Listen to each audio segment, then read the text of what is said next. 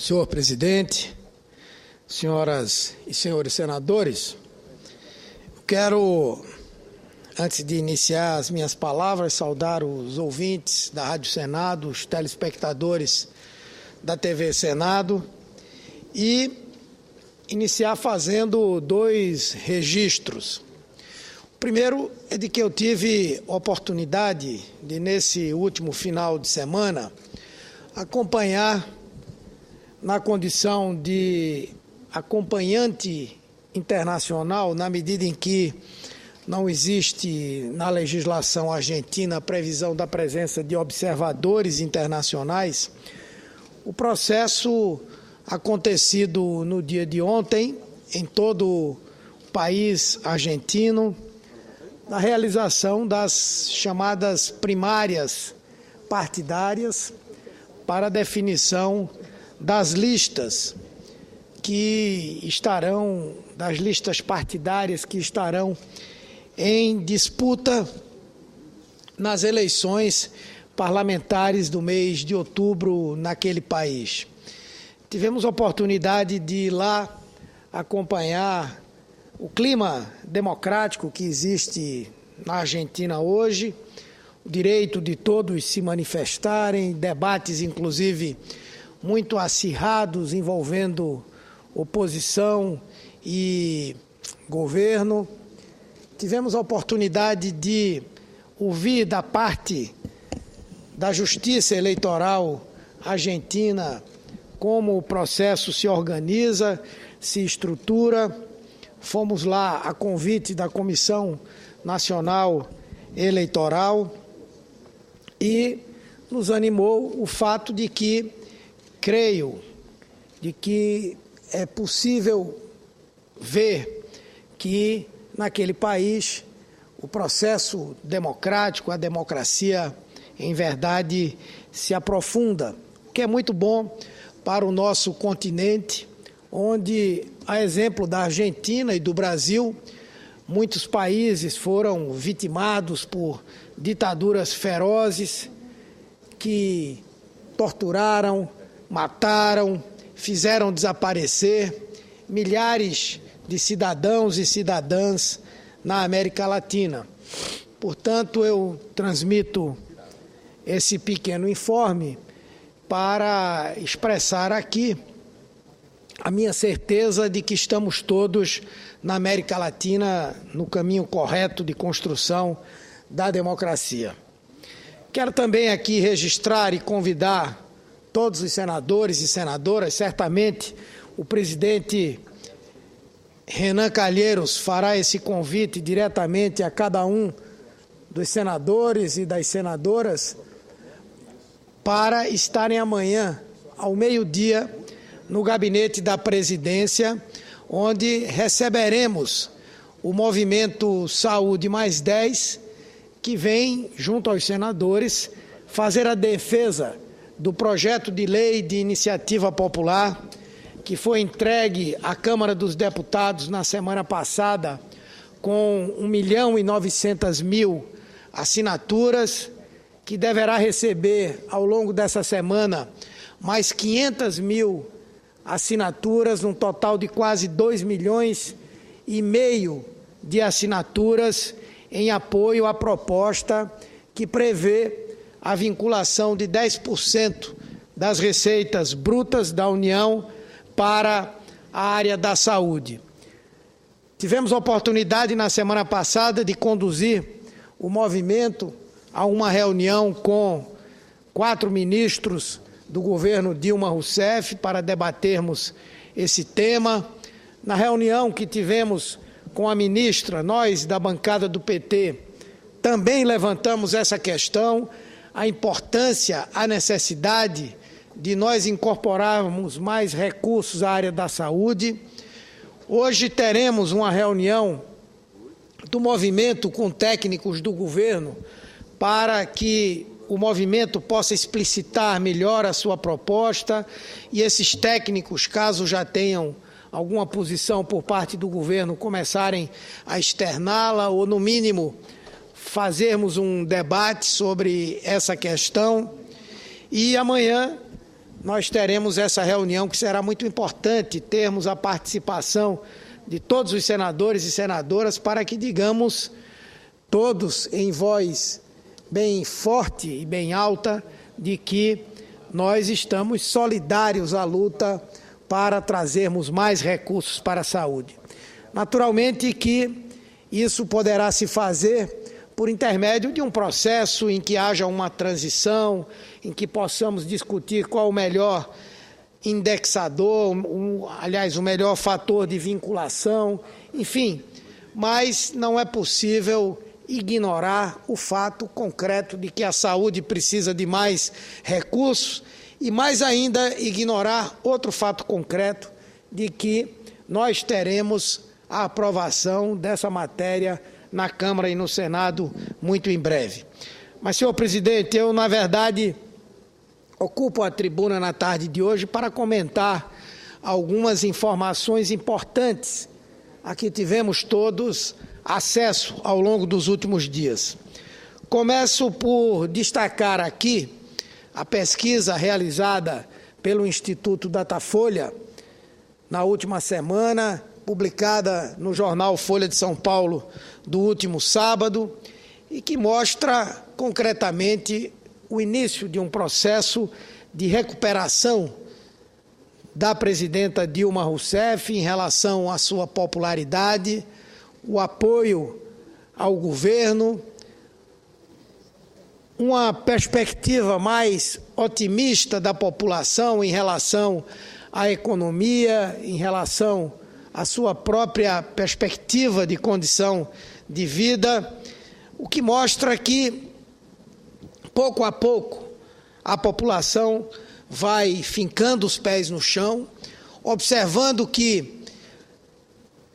muito do que foi feito até agora foi fundamental para que o país avançasse, embora com toda razão a população queira mais e muito mais. É óbvio que, da mesma forma com que nós não nos assustamos com a queda de popularidade do governo, da própria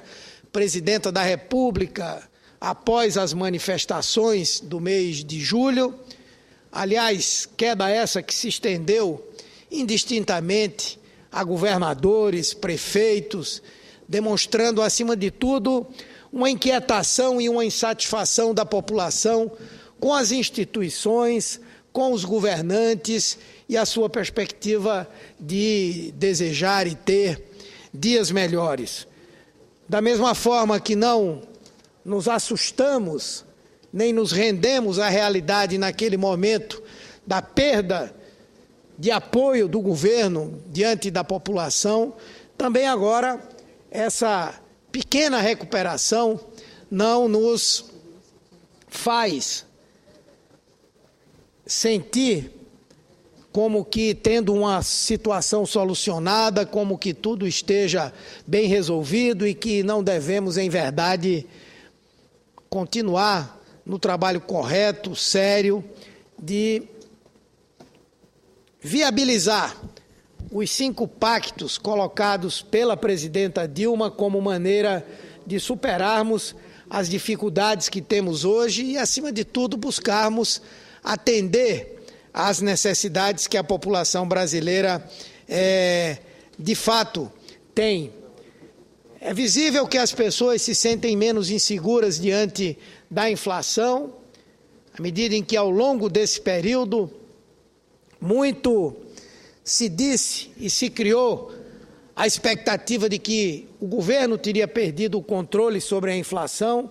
Obviamente que nós estamos ainda no início do segundo semestre, muita coisa vai acontecer, mas se olhamos a inflação do mês de julho, que teve um crescimento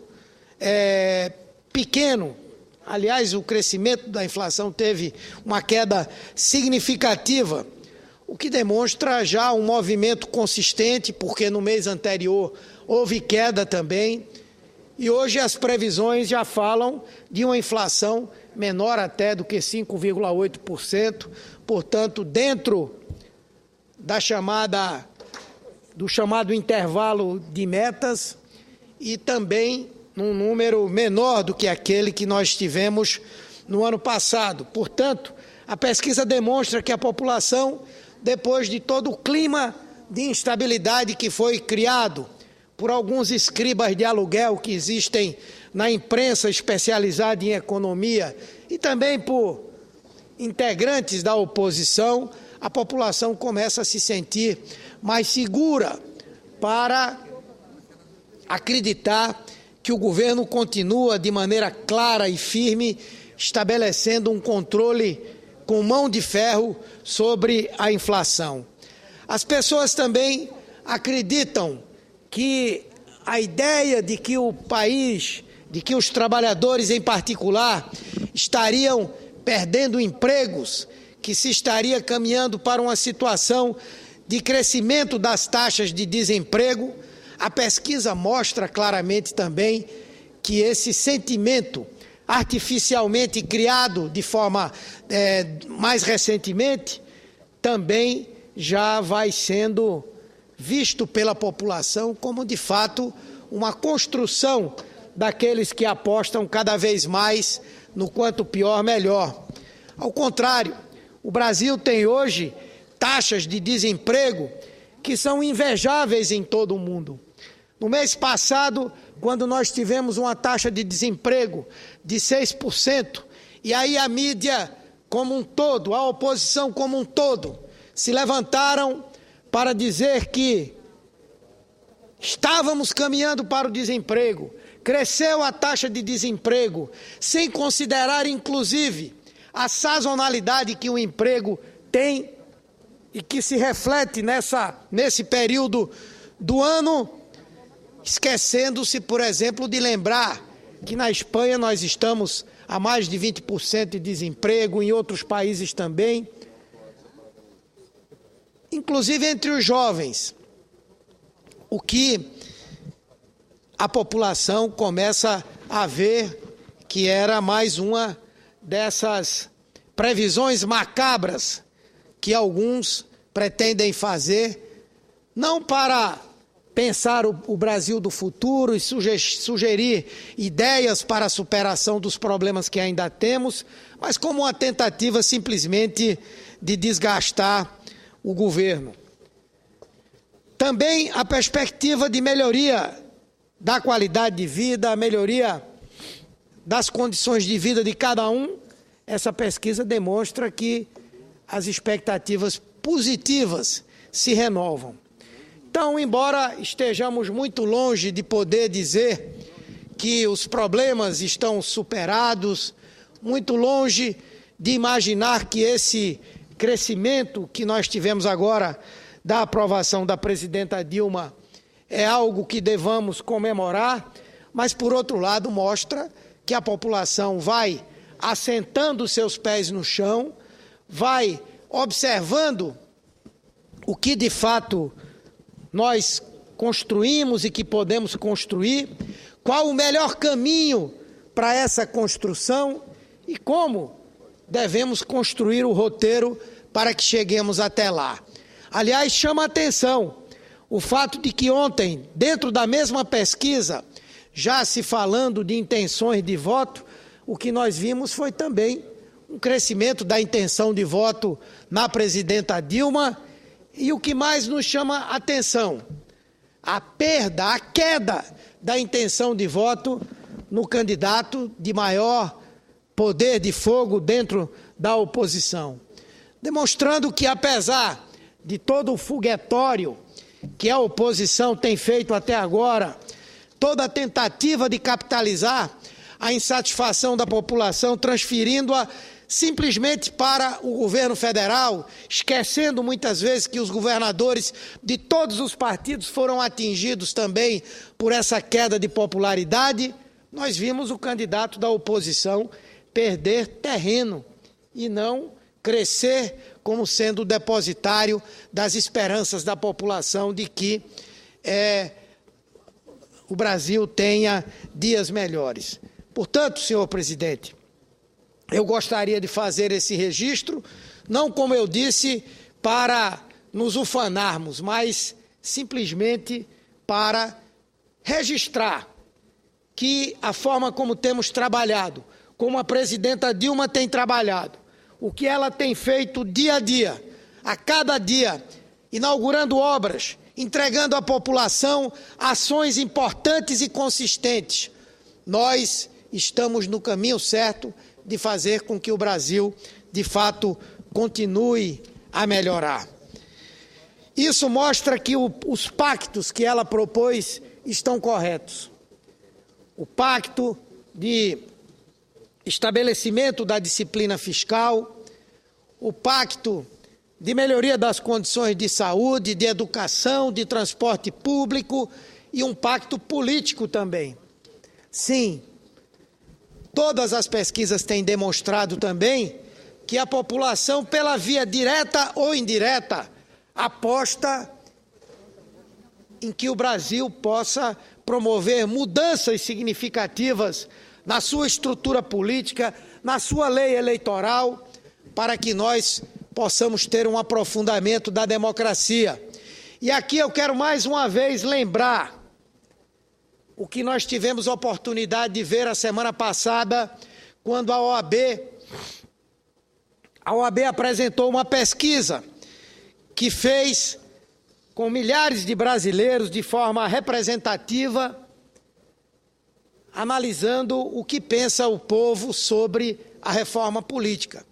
E ali há uma aceitação inconteste da reforma política,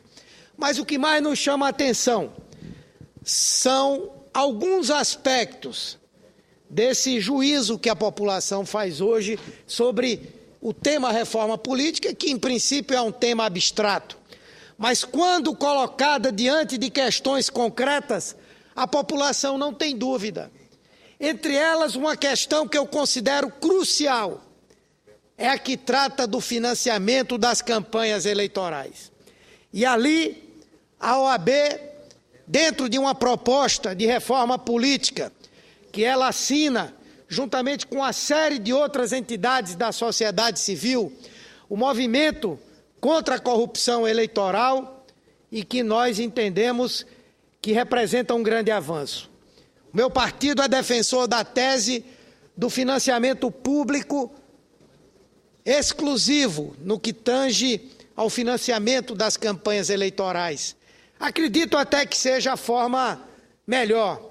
porém, é inegável reconhecer, e eu próprio tenho feito um esforço junto ao PT no sentido de que adotemos a tese que está sendo proposta pela OAB, a de que nós deveremos ter um financiamento privado, obviamente misto, no sentido de que hoje já há recursos públicos financiando os partidos e as campanhas eleitorais, porém, um financiamento privado restrito às pessoas jurídicas, proibido às empresas. E isso a população entende muito bem. A população entende que empresas não votam e que, se elas participam do apoio e do financiamento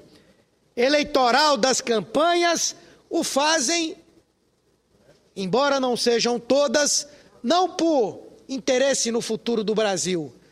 mas por uma série de outras razões que lhe dizem respeito específico. Seja para ter uma boa relação com aqueles que estão no poder, seja para poderem influir no parlamento e no executivo e assim obter benefícios, alguns republicanos, outros não tão republicanos, mas que, observando-se o perfil de quem financia, são quase que exclusivamente aqueles que têm interesses junto aos governos, ao parlamento. Portanto, eu entendo que é crucial, é necessário que nós tenhamos uma medida de o Congresso Nacional votar algo nessa linha, em que o financiamento esteja restrito ao setor público, financiamento público, e às pessoas físicas. Aliás, isso até seria bom, porque os partidos passariam a buscar junto aos seus eleitores um apoio para garantir o financiamento das suas campanhas. Isso por si só representaria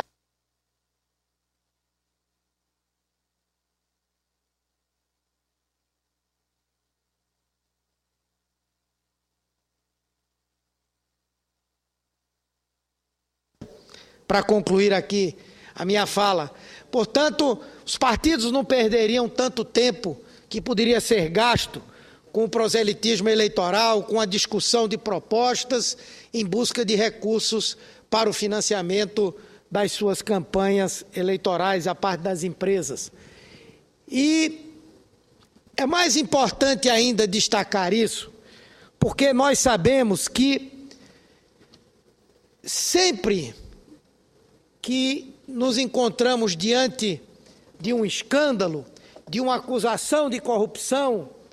no fundo, vai estar ali alguma coisa relacionada aos financiamentos das campanhas eleitorais. Agora mesmo nos vemos diante desse episódio que mobiliza todo o Brasil, que permaneceu durante muito tempo encoberto, apenas alguns órgãos secundários da imprensa, apenas algumas vozes mais secundárias podendo verbalizar, trazer esse fato do caso do metrô de São Paulo, da Companhia de Trens Metropolitanos de São Paulo, e que aqui eu não quero fazer nenhum pré-julgamento do que quem seja responsável, quem não seja responsável, de acusar quem quer que seja, porque não é do meu feitio. Mas certamente que nós temos a obrigação de cobrar que se apure se é verdade que houve aquele conluio, aquele cartel entre as empresas, que se apure se houve algum tipo de leniência, de conivência do governo paulista em qualquer momento, quanto à realização, à construção desses cartéis. Se houve ou não algum tipo de benefício, seja com apoios eleitorais ou beneficiamento individual de agentes públicos nesse episódio. O Brasil quer o esclarecimento sobre isso. Nós aqui no parlamento devemos cobrar o esclarecimento sobre isso. Mas eu tenho certeza que se ao final se provar qualquer tipo de envolvimento de partidos ou de agentes políticos nesse processo, podem apostar que haverá, com certeza, um fator importante do financiamento de campanhas eleitorais. Por isso, é mais do que necessário que nós possamos discutir esse tema nos dias de hoje, que ele pudesse valer para a próxima eleição. Não somente porque muitas vezes a raiz da corrupção está vinculado a esse tema, mas porque nós precisamos continuar a lutar por condições iguais de disputas eleitorais, para que aqueles que não têm o acesso a interesses empresariais ou que não defendem ideias que se coadunam muito mais com interesses do setor financeiro ou do setor industrial ou do setor agrícola, possam também ter o direito de professar as suas ideias, de defender seus pontos de vista, de lutar junto ao eleitorado para obter a representação necessária a governar e a estar presente no parlamento. Portanto, senhor presidente, pedindo mais uma vez, agradecendo mais uma vez a Vossa Excelência pela tolerância, quero dizer que os fatos que hoje acontecem no Brasil atinjam quem quer que sejam atingidos. Precisam ser, em primeiro lugar, esclarecidos, mas precisam também ser analisados para que nós possamos mais uma vez constatar que esse vírus que corrói o corpo das estruturas parlamentares e governamentais no Brasil, que é o financiamento privado, estejam lá de fato consubstanciados, estejam ali presentes. Eu tenho absoluta convicção disso. Por isso eu entendo que nenhum de nós poderá fugir mais desse debate. Não adianta que uns se alegrem com as denúncias que atingem os outros. Que a oposição fique feliz porque algum integrante do governo está sendo atingido. Ao contrário, que governos da oposição estejam sendo atingidos por denúncias. A nós nos cabe, além de cobrar a apuração sobre isso, além de apurar naquilo que nos disser respeito, mas precisamos, acima de tudo, cortar esse mal pela raiz. E para começar a cortá-lo, senhor presidente, senhoras senadoras, senhores senadores, temos que começar uma ampla reforma política. E o início dessa reforma, o início do enfrentamento a esse câncer, que é a corrupção no nosso país, é nós debatermos o financiamento das campanhas eleitorais e acabarmos definitivamente com a possibilidade de que empresas, de que interesses privados participem diretamente desse processo de financiamento das campanhas eleitorais. Muito obrigado, senhor presidente.